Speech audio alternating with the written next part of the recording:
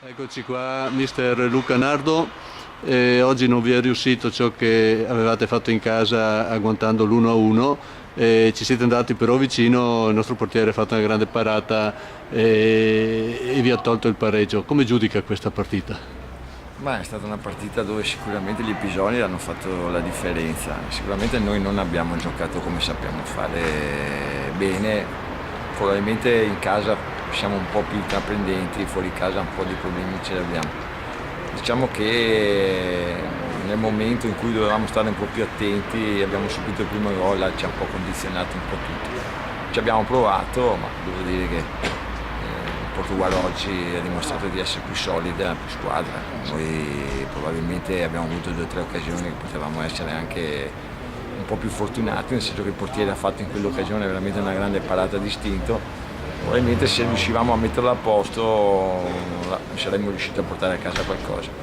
Poi c'è stato il secondo gol che è stato un infortunio proprio regalato e qua poi le partite sono Sì, così. e al di là di questa ingenuità sul secondo gol, l'ingenuità difensiva, il Portogallo comunque ha dato un qualcosa in più, specie nel primo tempo. Sì, ha giocato, ha lavorato bene in mezzo al campo, nonostante fossimo in superiorità numerica comunque riuscivano a muovere bene la palla.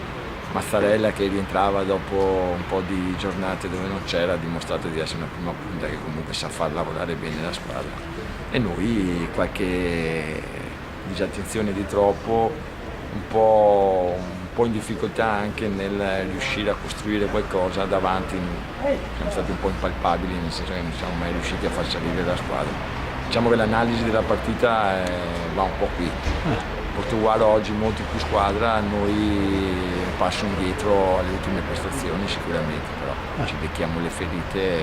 Si ricomincia da domenica prossima. Sicuramente, anche perché il campionato non ti lascia un respiro. Domenica sicuramente rimaniamo tranquilli perché siamo fermi tutti, ma dopo abbiamo il Caule che è un'altra squadra che oggi ha vinto, quindi Ha vinto con la prima classifica. dobbiamo fare qualcosa di più. Bene, grazie mister.